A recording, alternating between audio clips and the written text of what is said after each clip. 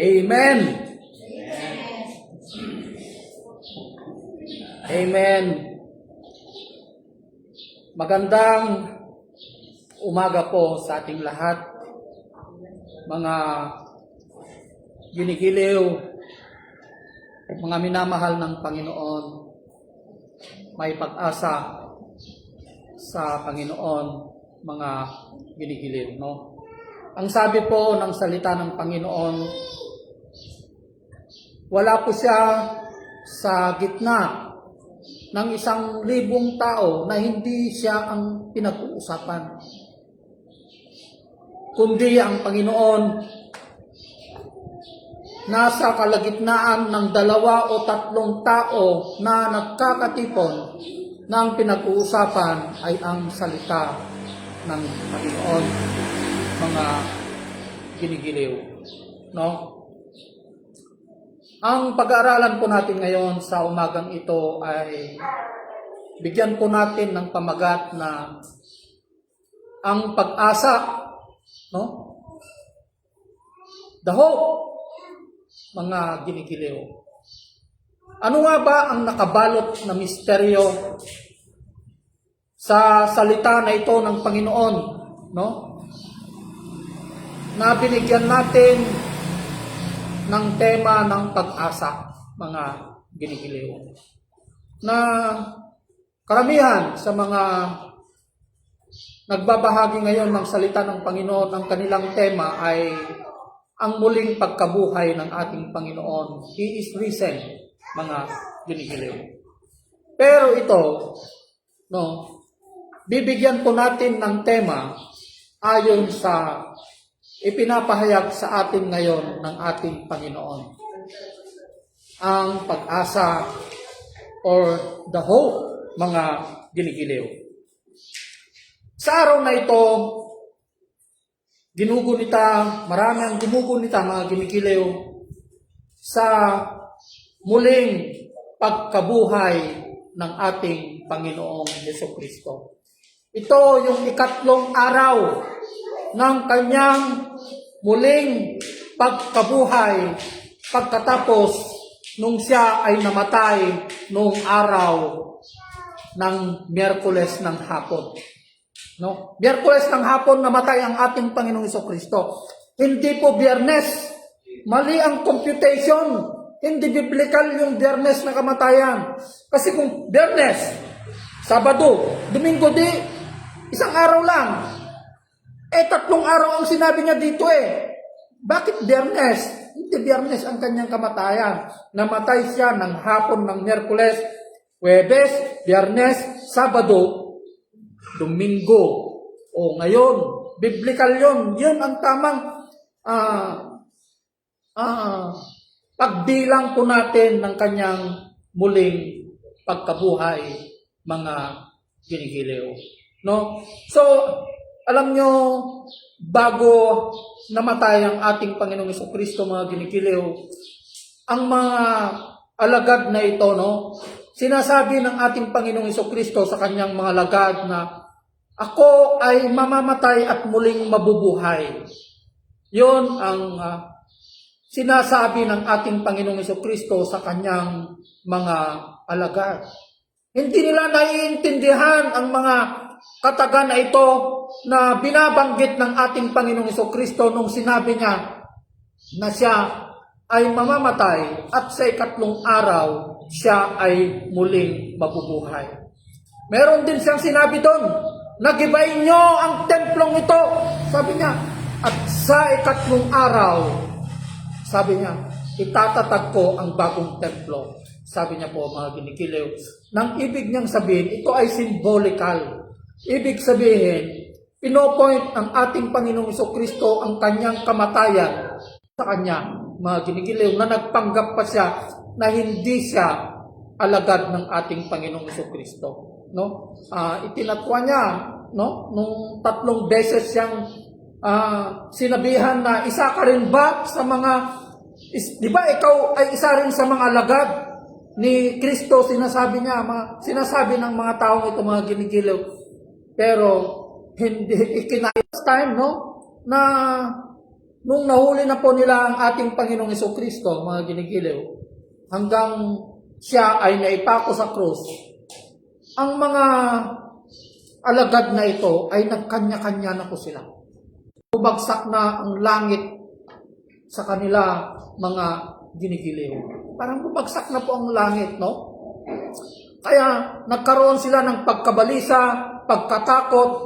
Kaya ang ginawa nila, alam niyo ang ginawa nila, no? Naglumanda, nagtago sila dahil natatakot sila na pati sila rin ay huhuliin at ipapako sa krus or papatayin din sila. Katulad ng ginawa nila sa kanilang guro, ang ating Panginoong Yesus. Pinakawawa, no? Tayo ang pinakakawawa sa mundong ito, mga ginigiliw, no? Tayo pang pinakakawawa, mga ginigiliw. Bakit? Bakit, mga ginigiliw? Dahil sumasamba tayo sa isang Diyos, sa isang tao na patay na, mga ginigiliw. Sumasamba tayo sa isang tao na patay na at ipinako pa sa krus. Sumasampalataya tayo sa isang taong ipinako sa krus na hindi rin pala muling mabubuhay, mga ginigiliw. So tayo nang pinakakawawa. Opo. Lahat ng ginagawa natin, walang silbi, walang halaga kung hindi muling nabuhay ang ating Panginoon, mga ginigiliw.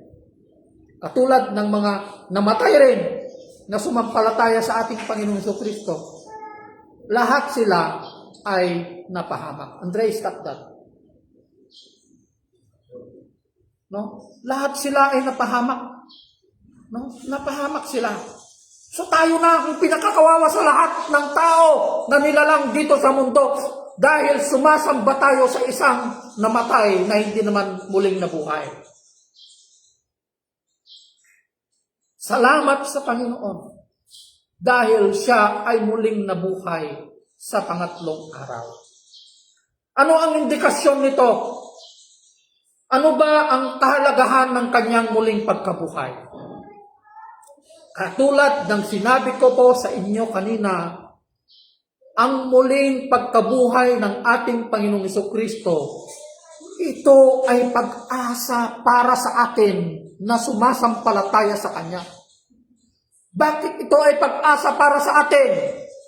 Dahil tayo, makikinabang din tayo. Katulad ng Kanyang muling pagkabuhay, tayo rin ay muling mabubuhay katulad niya. Dahil sumasampalataya tayo sa Kanya. Ito ay pag-asa para sa atin ngayon. Opo. Pero kung hindi tayo naniwala, sumampalataya sa ating Panginoong Jesucristo, paano natin mararanasan ang muling pagkabuhay? Di ba? Paano natin mararanasan yung pag-asa na ibinigay ng Diyos sa kanyang buktong na anak, na yung pag-asa na yon ibinigay niya sa atin upang sa ganon sumampalataya tayo sa Kanya at mararanasan din natin ang muling pagkabuhay, mga ginigiliw. Diba? Kaya dito, nung namatay na ang ating Panginoong Jesucristo, alam nyo yung mga lagad na ito, bumalik na sila sa dati nilang trabaho. Kasi wala na silang guro eh. Wala na yung guro nila, yung kasama nila na nagbabahagi ng salita ng Diyos, mga ginigiliw. No? Wala na. Kaya ang mga iba nagtago, bumalik na yung mga iba sa dati nilang trabaho until such time ng ating Panginoong Jesucristo, siya ay muling nabuhay at nagpakita sa kanyang mga lagad.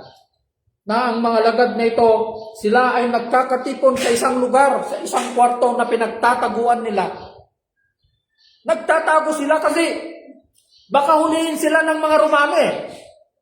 Di ba? Siyempre, yun ang konsepto nila. Hinuli na nila yung guro natin. Sigurado na tayo na yung susunod na huliin at marahil na tayo rin ay ipapako sa cross o marahil na puputulin nila yung ulo natin. Papatayin din tayo katulad ng guro natin. So nagtago sila. Nagkaroon sila ng pangamba sa kanilang puso, nagkaroon sila ng takot sa kanilang puso, mga ginigiliw. Katulad din natin, mga ginigiliw. Alam mo kung hindi tunay ang pananampalataya mo sa Panginoon, kung hindi ka sumusunod sa ating Panginoong Jesucristo, kung may mga darating na problema sa buhay mo, sa buhay natin, nagkakaroon tayo ng takot at pangamba. Kung may mga pagsubok sa buhay natin, hindi na natin alam kung saan tayo kakapit. Hindi natin alam kung saan tayo lalapit, mga ginigiliw. Pero, kung tayo ay nakatayo sa salita ng Panginoon, mga ginigiliw, magkakaroon tayo ng kapayapaan sa ating puso. Yung takot at pangamba na yan, mapapalitan yan ng kagalakan. Mapapalitan po yan ng kagalakan. Di ba? Yun ang bunga ng pagsunod natin sa ating Panginoong Jesucristo. May mga pagsubok. Pero, wag mong sabihin na pagsubok ang nangyayari sa'yo kung yan ay bunga ng katigasan ng ulo mo. Ang pagsubok na sinasabi dito ng Panginoon, pagsubok ng pagsunod sa ating Panginoong Jesucristo. Dahil ang Diyos, hindi siya nagbibigay ng pagsubok na hindi natin kakayanin. Opo, na hindi natin kakayanin. Lahat ng pagsubok na ibibigay ng Panginoon, nagbibigay siya ng pagsubok sa atin upang mas lalo tayong kakapit at lalapit sa Kanya, upang tayo ay lumago, mag-mature tayo sa pagsunod sa ating Panginoong Jesucristo, mga ginigiliw. Yun, mga ginigiliw, ang bunga ng pagsunod natin sa ating Panginoon. Okay? Count it all joy, sabi niya. Di ba? Count it all joy. Kung tayo ay sumusunod at napaparusahan tayo sa pagsunod sa ating Panginoong Jesucristo. Pero, kung yan, nakagawa tayo ng mali, na hindi naman yan pagsunod sa ating Panginoong Jesucristo, mga ginigiliw, hindi po yan pagsubok na galing sa Panginoon. Mga ginigiliw. Laglagay po nyo rita. Ipagsubok na ito niya po, kaya tayong makapagbalay kitayo, doon kita nga pagsubok. Opo, mapagtagumpayan natin yan. Agbalay kitayo, ti panagbiag tayo. Kamsa. No? Yung no, tentasyon, naggapuday tayo ni Satanas. Kung bakit tayo natetempt na gumawa ng kasamaan, dahil yan ay galing sa kaaway, mga pinipili. Hindi nagbibigay ng Panginoon ng tentasyon. Ang tentasyon, bigay yan ni Satanas. Kaya kapag nakatayo tayo sa salita ng Panginoon, kapag araw-araw natin yung binabasa, dinedebosyon natin ang salita ng Panginoon, mga ginigiliw, dumating man ang tentasyon na yan, nakatayo-tayo pa rin sa salita ng Panginoon, hindi magtatagumpay ang kaaway, mga ginigiliw, dahil nasa atin ang Espiritu ng Panginoon. To say no to sin. Diba? Kaya nga, yung demonyo na yan ilang araw bang tinempt ni Satanas ang ating Panginoong Jesucristo sa ilang? Hindi lang 3 araw. 40 days, inaraw-araw niya yan, pero 3 klase ng temptasyon ang ginawa niya. Nag-offer siya ng kayamanan, posisyon, pagkain. Yun ang 3 klase ng temptasyon na inaraw-araw ng Satanas na ito sa ating Panginoon. Pero hindi nagtagumpay ang kaaway na ito dahil nasa Kanya ang katotohanan, nasa Kanya ang salita, sapagkat siya ang salita. Pero kung wala sa atin ang salita, kung may konting tentasyon yan, sumusunod na tayo. Kasi, hindi tayo nakatayo sa salita ng Panginoon. Hindi tayo nakatayo sa kanyang salita. Kaya, madali lang tayo nasweswe. Oo, madali tayong nasweswe sa tawag ng mundo, sa tawag ni Satanas. Kasi, wala tayo sa kanyang salita. Wala tayo sa salita ng Panginoon. Kaya araw-arawin natin ito, magdebosyon tayo, umiyak tayo. Lord, patawarin mo ako. Patawarin mo ako, Panginoon, sa mga pagkukulang ko sa iyo. Bumalik tayo sa Panginoon. Bumalik tayo sa paanan ng Panginoon. Luluhod tayo, mga ginigiliw, at hihingi tayo ng kapatawaran ng ating mga kasalanan, mga ginigiliw, sapagkat ang Diyos, siya ay nagpapatawad ng kasalanan. Hindi niya tinitignan ang bulok natin kahapon, kundi ang tinitignan ng Diyos, yung hangarin ng puso natin na magsisi at tumalikod sa ating mga kasalanan. Kaya ito ay pag-asa para sa atin, mga ginigiliw. At pag-asa rin ito sa lahat ng sumampalataya na namatay na rin, mga ginigiliw. Nabibigyan sila ng Panginoon ng pag-asa, bibigyan sila ng buhay na walang hanggan. Imagine, mabubuhay ka lang ito for the span of how many years? No? Ilang taon ka lang na mabubuhay dito?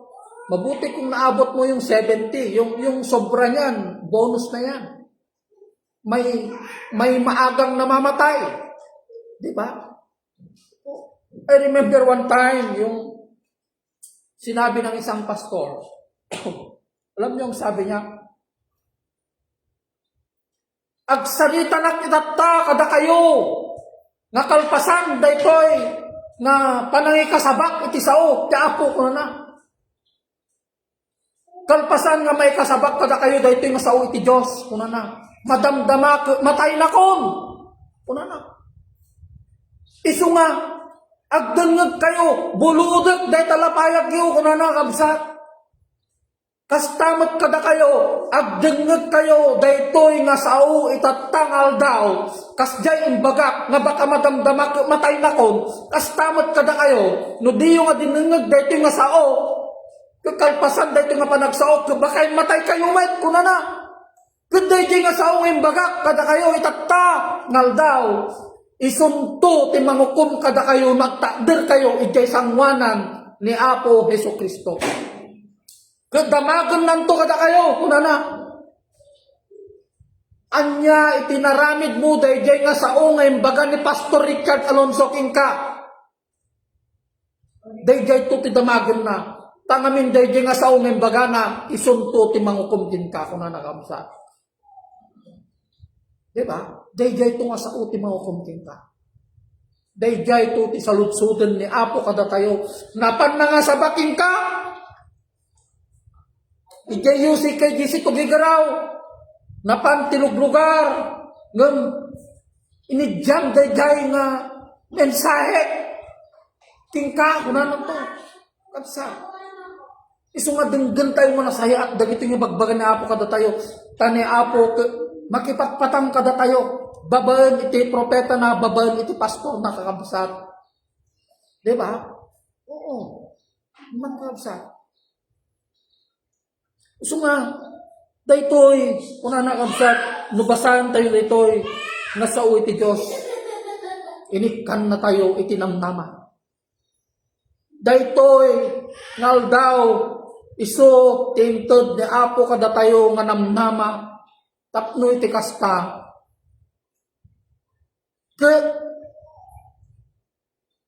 sumampalataya tayo sa Kanya. Diba? O tapno mamati tayo kingkuana. Mamati tayo iti panakabalin iti Diyos na datayo magdan manin iti barong abiyag kaabsa. Matan tayo man iti baro nga piha.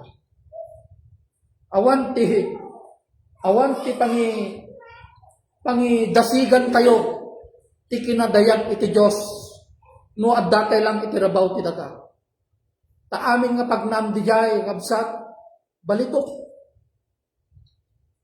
ti pagnam jay di pagarian na. Ang kasla dito nga birbirukon tayo kabsat ti balitok dagita nga pirak nga dagita nga pirak kada balitok nga birbirukon tayo iso ti mangirumom lang kada tayo nga mangpaadayo iti presensya iti Dios. Isu nga taramidin tayo, birukan tayo iti pagarian iti Dios. Aging ganang nga mabirukan tayo pa. Kuday nga pagarian iti Dios, mabirukan tayo lang babaen iti sauna. Awang mo mabirukan ti reliyon, dayta nga pagarian. Malaksid mo dayjay nga pagarian nga birbirukan, dayjay nga pagarian awan sa bali no di ni Apo Jesucristo. Ta ni Apo Jesucristo iso iti pagarian iti Dios. Jesus Christ is the kingdom of God. Diba? Kung dayjay na Apo Jesucristo, mabirukam lain ti pudpud na Kristo babaen iti sauna. Hamo mabirukan ni Kristo babaen iti reliyon nga kung kunak kabsat ta ni Kristo iso na ti reliyon. Oo, iso na ti reliyon iso ti bagbagana diyan 1 Timothy 3:16. Kin James 1:27. Kabsat. Opo. Dayjay ti inted na kada tayo sapay kumata di panagbiag di baro nga biag nga naited kina Apo Jesucristo isumot kuman ti baro nga biag ngadda kada tayo itatangal tao. Maaddam tayo kuman ti baro nga biag nga talikudan tayong dagiti madingaranit tayo. Talikudan tayong dagiti ulit-ulitin tayo nga basol. Kastit kayo na sa unti panagbabawi. Kami baga nga nagbabawi, kami di dati nga aramidin nga basal ko subsublam tinaldaw. Anya ti kayo na sa unti panagbabawi. Case of mind and character. Balbaliwang di ugalin. Di ba? Kastit kayo na sa unti panagbalbaliw. Huwag mo nang balikan yung dating kasalanan. Nung subsublam di dakis nga kustombrem di ugalin. Kaya nasaway, awan ti gusto nga panagbabawi, awan ti gusto nga repentance. Kas na ko nakada kayo, numalagip yun yung imbagak nga example, halimbawa, di ba? Nga di may isa nga driver, kamsat, nga nakalugan, kaamo na nga naplat, di lugan na, kamsat. Hangkadi, hamo nga ibaga nga, ay, mabalin tulat taday ta. Habang nga tumartaray. Pumimpintas, kunam. Agsublin to di bumbana, kunam dilugan haan. Maperdi. Anya taramide. Bumaba ka. Sukatan, dipilid na, ikamti, at daangin na. Hanga mareperda dyan, mas lalo kumarkaro. Baka umapoy to dyan, madesgrasya pa'y, matay ka pa'y. Kasi mo ti pa nagbabawi ti baso kamsa. Kasi adaramidem. Oo. Yung no bagbagam nga nagbabawi ka, subsublang dar aramidem nga kinadakes. Hanga gusto nga pa nagbabawi dahi ta. Tati gusto nga pa nagbabawi. Hamon nga subyan. Dejay dakis nga aramid. Dudi magnaka nga silalantag nga sumurot iti ti pagayatan ni Apo Diyos kada tayo kamsa. Kasjay iti baro nga biag nga inted ni Apo kada tayo dayjay iti baro nga namnama nga inyawat ni Apo kada tayo itatanga aldaw kakabsat jay namnama iti baro nga biag kakabsat. Kaya makipagmaymay sa tayo nga rood kakabsat kina Apo Jesucristo ulit at manin itatangal daw agkararag tayo man, tumaador tayo, agkararag tayo, subyan tayo man yung ngawatan na Apo Jesucristo. Kapsat, kasumurot kayo dahil ito yung kararag. Kapsat, sumurot kayo man yung tapno. Malawlawagan ti puso tayo, ti panunot tayo, kapsat. Ngahan tayong nasubyan, dagijay madi nga napalabas iti panagbiag tayo kakabsat, tumakda tayo. At kararag tayo, tagsumurot kayo, iti dahito yung kararag. Man nakabali na Diyos, agyaman na ti kinaimbag mo. Kastamet apo, iti panakailansam iti krus. Si papakumbabanak, apo, ngumasideg kayong ka, iti daytoy, ngaldaw. Lukatam ka di apo, iti puso. Tapno, pakawanan nak apo kadagiti basbaso nga naramit ko. Kastamet kadagiti basol nga naramit ko iti padak nga tao. Apo, sumrek ka apo iti biyak ko. Si papakumbabanak apo, awatek si ka, itattamaning aldaw, nga kas Diyos king manubot ko. Apo, agtaeng ka kadi apo iti biyak ko. Apo, pakawanen na, apo. Isurat mo kadi apo, dahito inagang ko iti librom iti biyak. Agyaman na apo, Heavenly Father, Lord. Salamat, Panginoon, siyak ti may kararagin kapsat. Agyaman nak maninapo, kadagiti sa inibbatama po kada kami tatangal daw, Heavenly Father. Kastamot po kada dito ng kabsat, ngadda nga na italaw nga po, iti daytoy, apo nga pagtaingang manina po, Heavenly Father, Lord. Apo sitwa, pakumbaba kami manina po. Umasidagking ka, Heavenly Father, Lord. Pakawanan na kami kada apo, dati nagkurkurangan mi, Heavenly Father, Lord. Agteng ka kada apo, iti puso mi, balbaliwan na kami kada apo, babaen kada iti sao, Heavenly Father, Lord. Agyaman na, apo, italek ko amin dagito tingka, apo, dagito yung kabsat, bendisyonam, lokatam ti puso ga apo. Pastamot apo, dagitag dengdeng apo, itatang oras, apo, bendisyonam kadiga, bayam kadi apo, nga dagito yung sao, may mula apo, iti puso ga, agtaeng kadi apo, dagito yung sao, iti puso ga, agtubon ko dahi tanga sao, ket agbungan to iti ado, Heavenly Father, Lord. Agyaman nak manina po, madaydayaw ko unay. Agyaman nak, ti panang salwad mo, ito nga servant mo, Heavenly Father, at tuloy ka di ako, nga bendisyonan nak, kadagiti sa umtap mo, adupay apo, iti makamngeg, apo, iti kinapod mo, kay tanga sa Heavenly Father, Lord. Agyaman kami, tinikan na kami manina po, iti biyag, itatangal daw, baro nga biyag, nga nagkapuking ka, Heavenly Father, kung makipagbiag kami, kayong kahit tatangal daw, iti panagungar mo, Heavenly Father, nakasimbolo na itatangal daw, iti baro nga biyag, apo, nga addaking ka, Heavenly Father, Lord. Tas kamot kada kami, nga sumampalataya king ka, nga namatiting ka, Heavenly Father, Lord. Agyaman kami. Italik ko amin na dito'y, tinasabit anagan mo nga pumi, in Jesus' mighty name. Amen. Amen.